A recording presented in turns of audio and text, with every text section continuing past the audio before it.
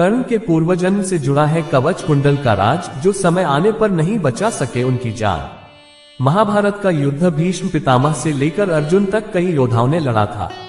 इन्हीं में से एक कर्ण भी थे। माना जाता है कि कर्ण की एक ऐसे योद्धा थे जो युद्ध में अर्जुन को टक्कर दे सकता था। कर्ण को जन्म से ही कवच और कुंडल प्राप्त थे, जिसकी कथा कर्ण के पूर्वजन्म से जुड़ी हुई है। चलिए जानते हैं वह कथा। पूर्वजन्म से जुड़ी है कर्ण के कवच कुंडल की कथा। इसलिए समय पर काम नहीं आए कवच कुंडल। नर और नारायण से मिला था ये श्राप। वीडियो में आगे बढ़ने से पहले आप सभी से निवेदन है कि अगर वीडियो पसंद आए तो मेरे चैनल को सब्सक्राइब जरूर करना। कर्ण असल में कुंती का ही पुत्र था और सभी पांडवों में सबसे बड़ा भी था, लेकिन ये बात केवल कुंती ही जानती थी। महाभारत के आदि पर्व में कर्ण के पूर्वजन्म की कथा का वर्णन मिलता है। साथ ही इसमें यह भी वर्णन मिलता है कि आखिर क्यों जरूरत पड़ने पर कर्ण के दिव्य कवच और कुंडल उसके काम नहीं आ सके। ये कथा बड़ी ही महाभारत के आदि पर्व में वर्णित कथा के अनुसार दुर्योधन दंभद्भावा नाम के एक राक्षस ने देवताओं की नाक में दम किया हुआ था।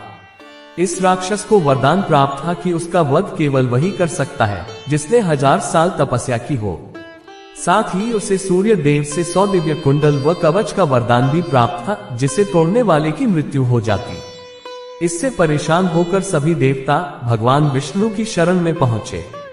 तब श्री हरि ने सुझाव दिया कि वह नर और नारायण से सहायता मांगे, जो भगवान विष्णु के ही अंशावतार थे। ऐसे में सभी देवता नर और नारायण से सहायता मांगने पहुंचे। देवताओं की गुहार सुनकर नर और नारायण ने राक्षस से युद्ध का फैसला किया। सबसे पहले नर ने राक्षस से युद्ध किया और इस दौरान नारायण तपस्या करने लगे। कई दिनों तक युद्ध के बाद नर ने राक्षस का कवच तोड़ दिया, जिससे उनकी मृत्यु हो गई। लेकिन नारायण की तपस्या के फल से नार पुनः जीवित हो गए। ये क्रम लगातार चलता रहा और इस प्रकार नर नारायण ने मिलकर राक्षस के 99 कवच तोड़ दिए। इसके बाद दुर्योधन डरकर सूर्य देव के पीछे जा छुपा। तब सूर्य देव ने नर नारायण से शरणागत की रक्षा करने की प्रार्थना की। तब नर नारायण ने सूर्य देव से कहा कि यदि आप इसकी रक्षा करेंगे तो इसका परिणाम आपको भी भुगतना होगा।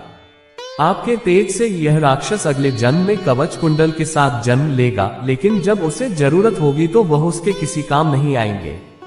नर और नारायण के कहे अनुसार सूर्य के तेज से राक्षस का ही अगले जन्म में कर्ण के रूप में जन्म लिया और उसे वही दिव्य कवच और कुंडल प्राप्त थे।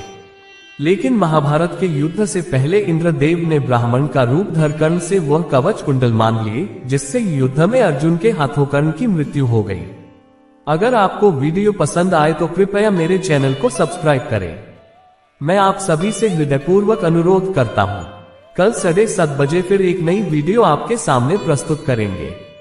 तब तक आप सब खुश रहे, सुंदर रहे।